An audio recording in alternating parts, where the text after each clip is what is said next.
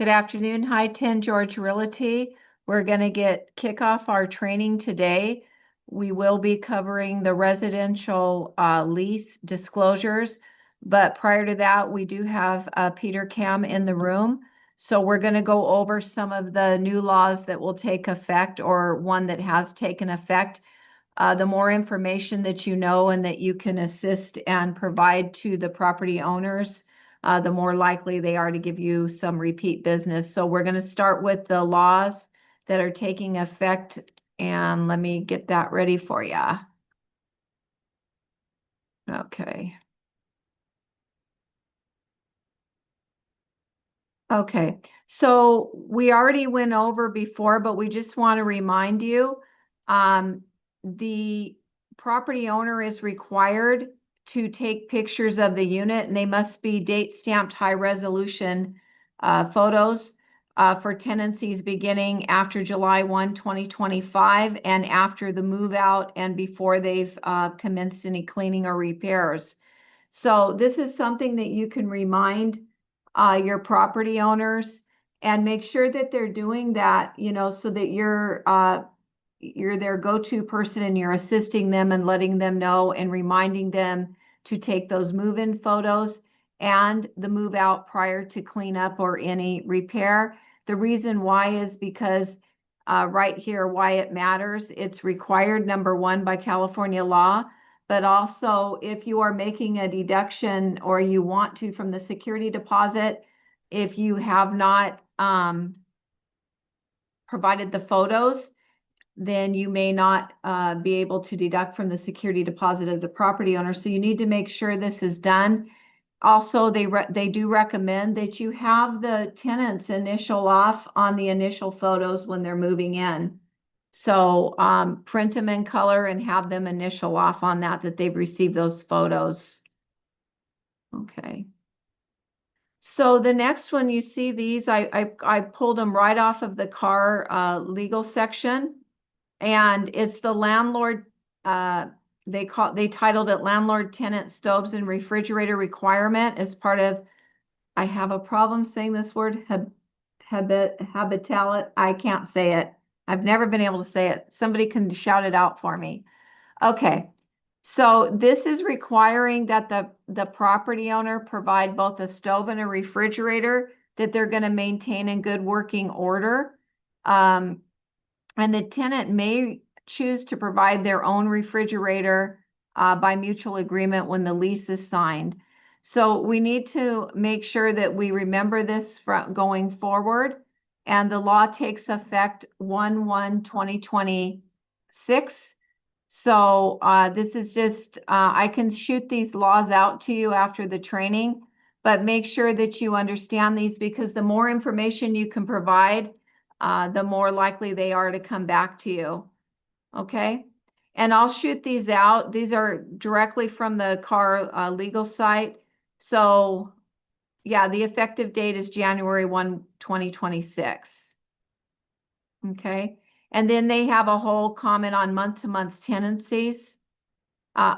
Anytime you amend the lease, I was reading it further, it said even if you do a rental adjustment up, then you may be required to provide the stove and the refrigerator if the tenant doesn't want to. Is that how you understand it, Peter? Yeah. Yeah. Okay. So even bumping up the rent is not just an extension.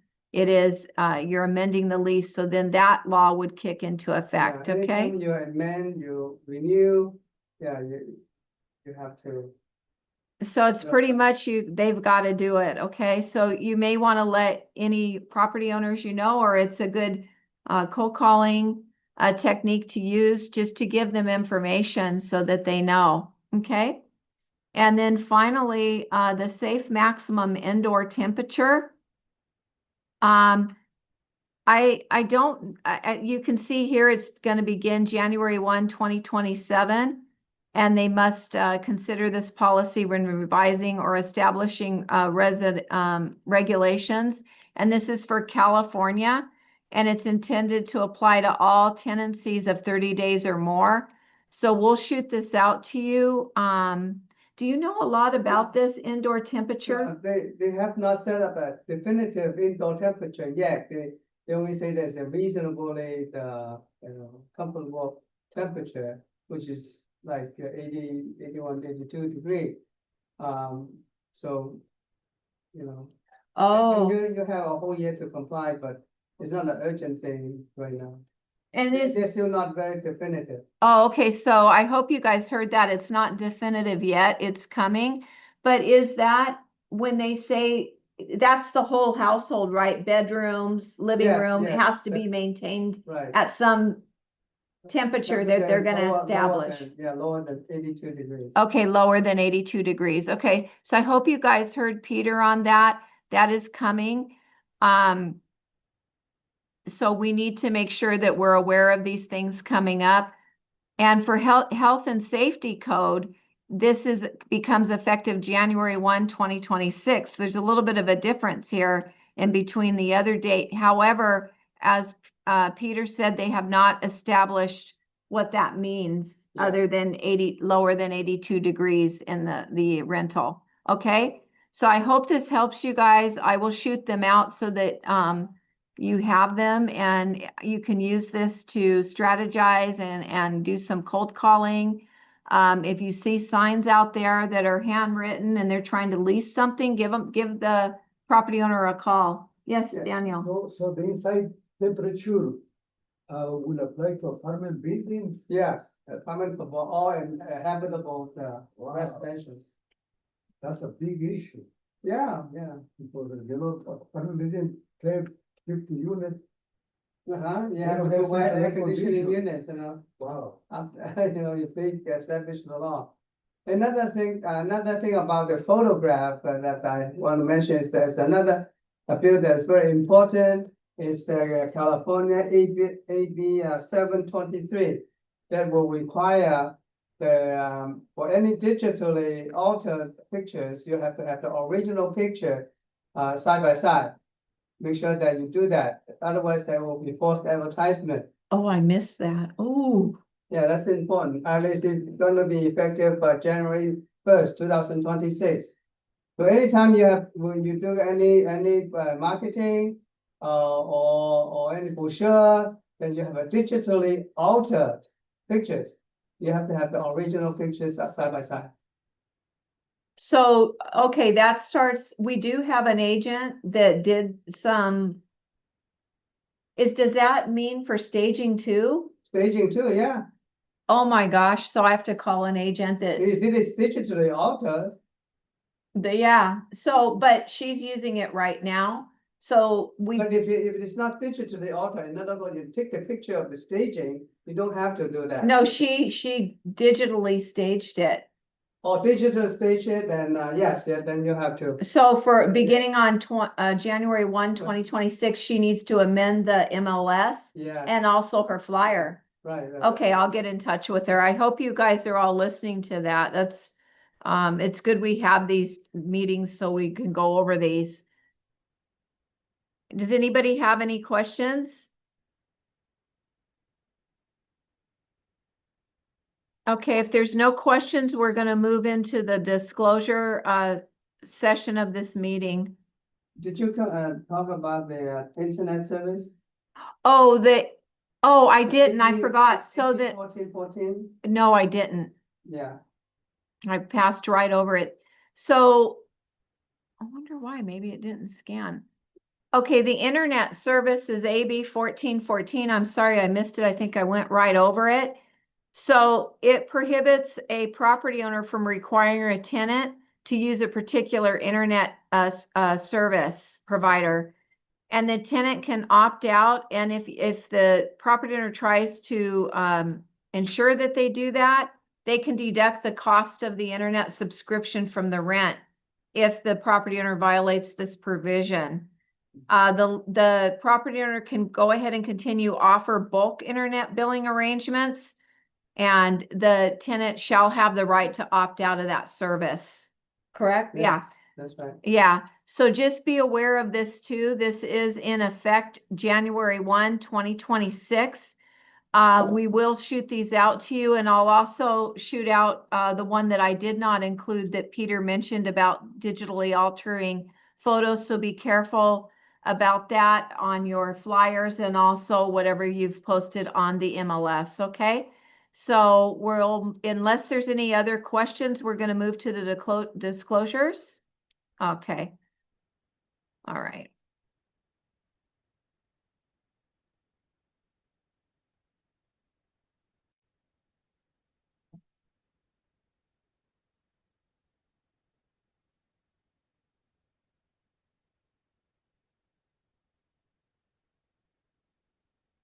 Okay, so on our website, these are really nice. We have these checklists. I use them all the time. I always go in when we're reviewing a file or in a transaction. I do print a fresh one and use it as my checklist. We've spent between Anna mostly has spent most of the time, but then I review them against the car requirements on the legal side of it. So we look at these pretty extensively twice a year. So I would really recommend you print these and use them. So I just wanted to pull this up to show you anything that I put a X by here means it populated with the listing agreement. But at any rate, we're going to go ahead and go through the disclosures. I do want to mention to you this property management advisory is on our website, and that is required. As you know, and we said many times that we do not authorize any property management activities, picking up a check, taking calls on broken toilets, things like that. Let the property owner handle that unless you have established your own property management company outside of our brokerage. We do not cover that under our E&O, and it's, not permitted here because we don't have the insurance for it. Okay. So as you know, you always need to do a disclosure regarding the real estate agency relationship. When you do your listing agreement for the residential lease, you will have this. Agents that are working with the tenants, make sure that you get this going as soon as possible. When you're talking to them, have them sign an agency. Okay. So you would fill this out with your name, your DRE, their names, and they're going to sign it. I would start that as soon as possible to establish that agency. This California Consumer Privacy Act advisory does populate with the agency disclosure, and it gives them some websites to obtain information about this notice about the California Consumer Privacy Act. So it gives them websites. It is an advisory. They are acknowledging that you have given them this. So make sure that you have this signed along with your agency, which it populates with, okay? Notice regarding background investigation reports pursuant to California law. This is the CRA, means Consumer Reporting Agency. You can fill this out for whatever consumer reporting agency that you're dealing with. And this provides a notice to the tenant how they can check this, that they have a right to get the copy of their credit report from you if you run it. I was having Christine Finn, I don't think she's online. She uses that rent spree that they've provided for. I think that's the best way to go, is to use the rent spree. I set up an account. I have to play with it a little more, but rent spree is very helpful. But this notice, we are going to require that you give it to them, okay? So application to lease or rent screening fee. Of course, you need to have this completely filled out. When you are dealing with rent spree, you check this into the rent spree. This populates for your client to fill out, okay? So there's a couple of things back here that I want to point to.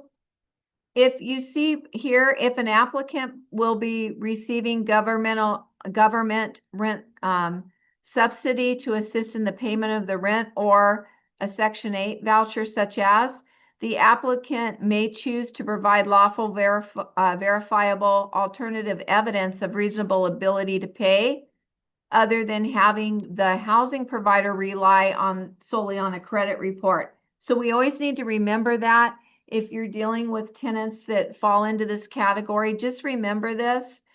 And then also, the applicant will be receiving, you could check this box if you know this, rent subsidy from wherever they're getting that, rent subsidy from. So these, I've never really, to be honest, really looked back and read that, but that's very important to know, okay? Because they can provide alternative proof of their worthiness of paying whatever rent they need to pay on it. Because I believe on a voucher, right, the government pays an amount and then the tenant pays an amount, okay? So here, back here, make sure you fill this out, the rental amount per month and proposed move-in date, things like that. And then you need to, applicant will provide a screening information and fee directly to the housing provider. So you can either check that box or you can fill this in, okay? But I really recommend, since I watched a little bit of Christine going over it, go through Rent Spree. It's going to make life easier. That collects the fee for the credit report and everything for you. I will complete my process on that and show you guys online how to use it. Okay, so I like this lease rental compensation agreement, this LCA. If you are representing the tenant as the listing agent, you're already on contract for a commission. You can also embed your commission as a tenant's agent into the agreement, right? But this is more straightforward. The housing provider or the tenant agrees to pay, our brokerage, compensation equal to, and put the terms here, okay? So if you're asking for compensation on extension or renewal, you can put that in here. Most property owners, they're not going to provide that commission, but you can find out if they will. And then there's a third box, compensation on subsequent sale to the tenant. Check that box. And then you would put whatever the compensation is. Usually this form, I probably would, you're going to use it for your compensation, but you can also put that in the lease agreement as we went over last week. That's just an additional protection for you. And it's normally more for the tenant's agent, excuse me. Okay. Lead-based paint is for pre-1978 housing sales or leases, rentals. So if the housing provider has no knowledge of any lead-based paint, there won't be anything here because they don't have any knowledge of it, okay? So if it's blank, that means they have no knowledge of it. And I want to show you some check boxes back here. This is for sales transactions only, but since we're on this form, I think it's important. Always remember this. They can either conduct, this is for people buying, they can conduct an assessment if they wish, or buyer will waive the right to conduct that assessment. I'm not talking about tenants. I'm just showing this to you because sometimes we miss this. So they can conduct a lead-based paint testing or they can waive it, okay, when you're selling. Okay, so lease and rental mold and ventilation addendum. This is super important because you don't want to have somebody seeing something in the bathroom that they're not reporting to you. So this form is requiring that they do let the property owner know that they have, that they need to notify them. It's also telling them to use exhaust fans, etc. It's a really good disclosure. And please, when you are working with a tenant, always check number 3, mold and dampness. This pamphlet, it populates with the lease. So please make sure that when you are providing the disclosures back to us that you have checked number 3, because we are providing that with the lease. It's required, okay? So it's information on dampness and mold for renters in California. Check number 3. And we'll remind you if you don't, we'll give you a reminder. Water heater and smoke alarm statement of compliance is required. Even though it says seller and buyer, we need property owner and tenant to sign this. The water heater, as we all know, has to be strapped, and there must be adequate working smoke alarms in the unit.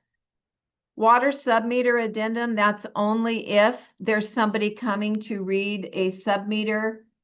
Then you need to provide all of the information.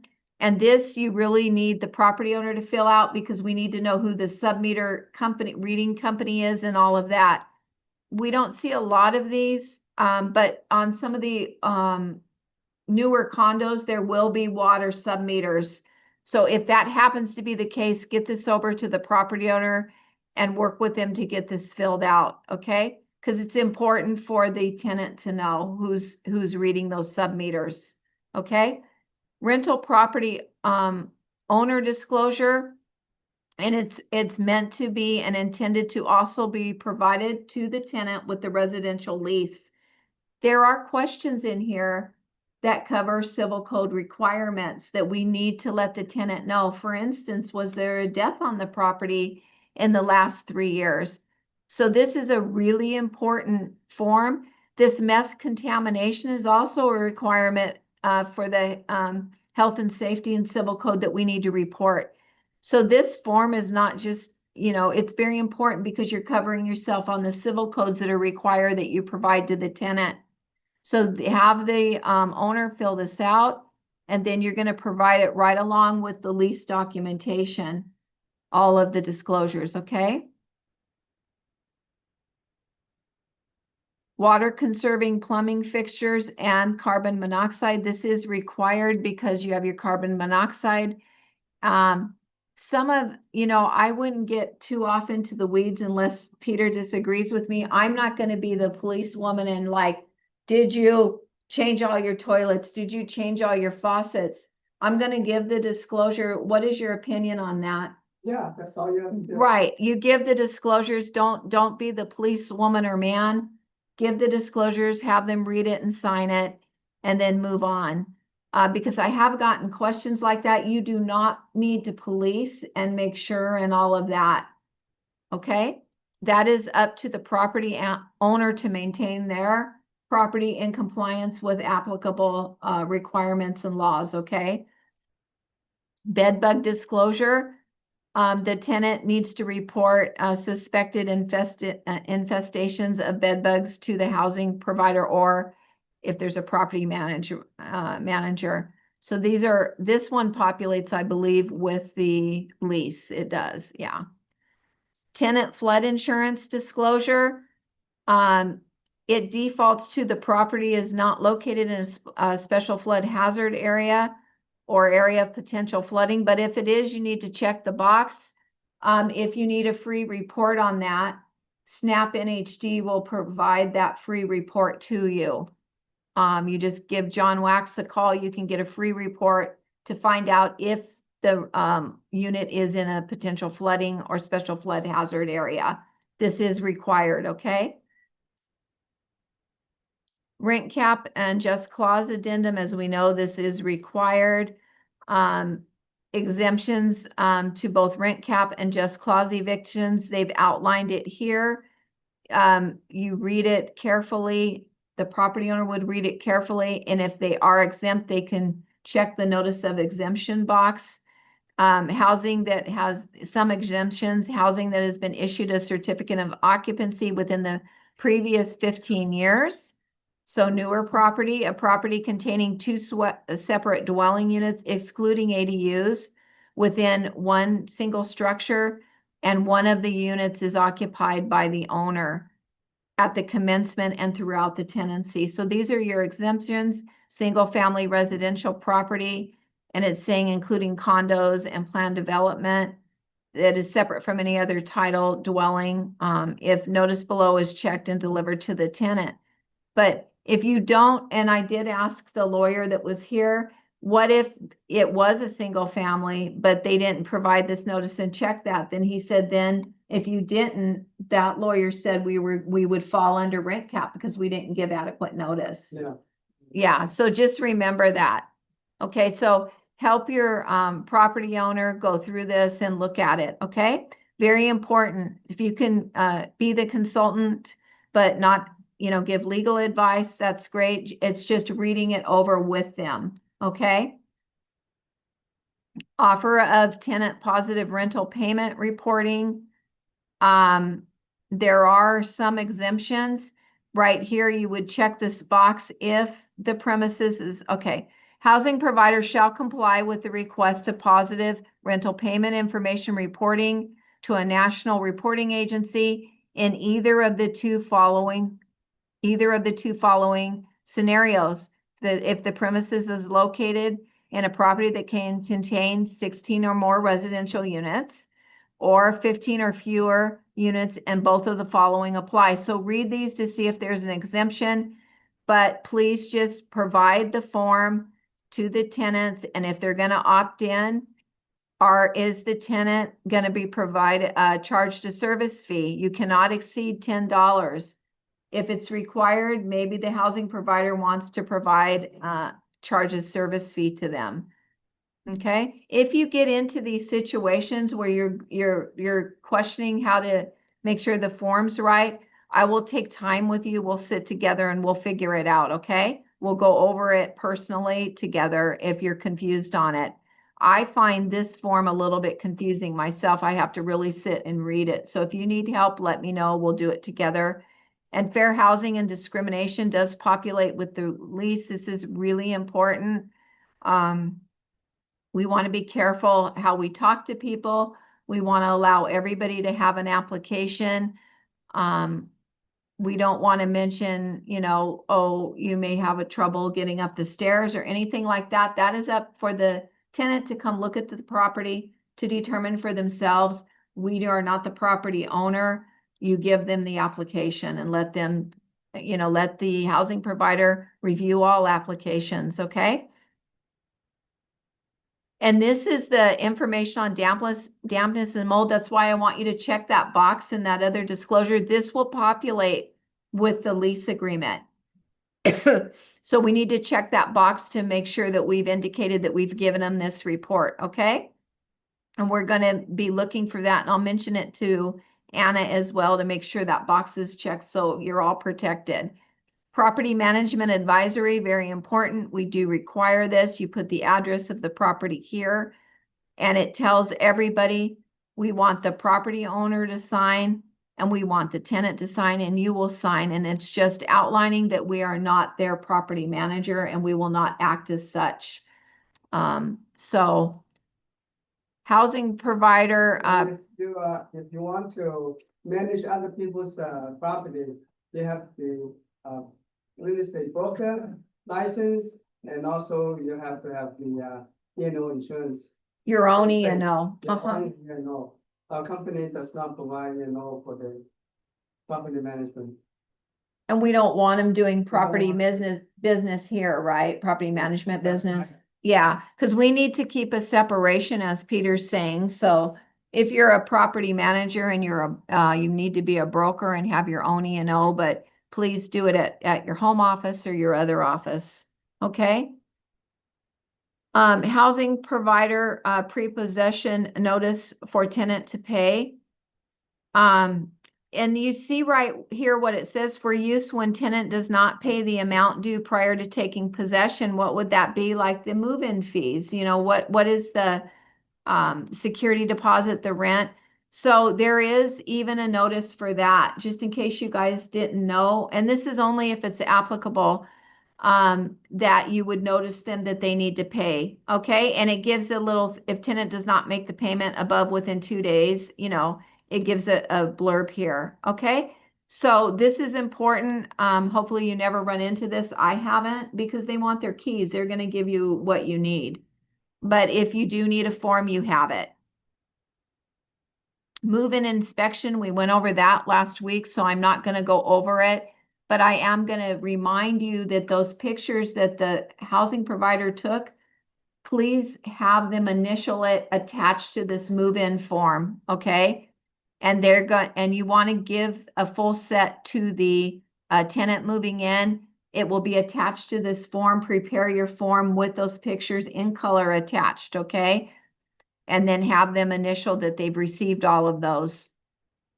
Are there any questions? before we conclude? You have Peter here, so if you have any, shoot away. Okay. Okay, if there are no questions, this is pretty short. Do you have any other questions pertaining to any real estate questions while you have Peter here?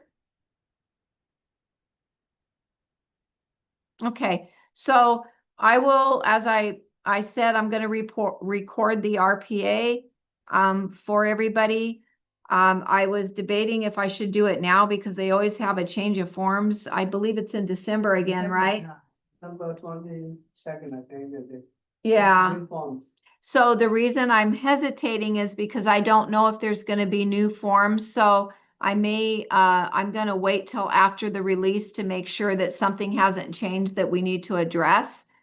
And if there's, once those new forms come out and or those changes, we always do a class on those. And I think Peter even hits it in the Monday meeting. Yeah. So, Talk about it next Monday.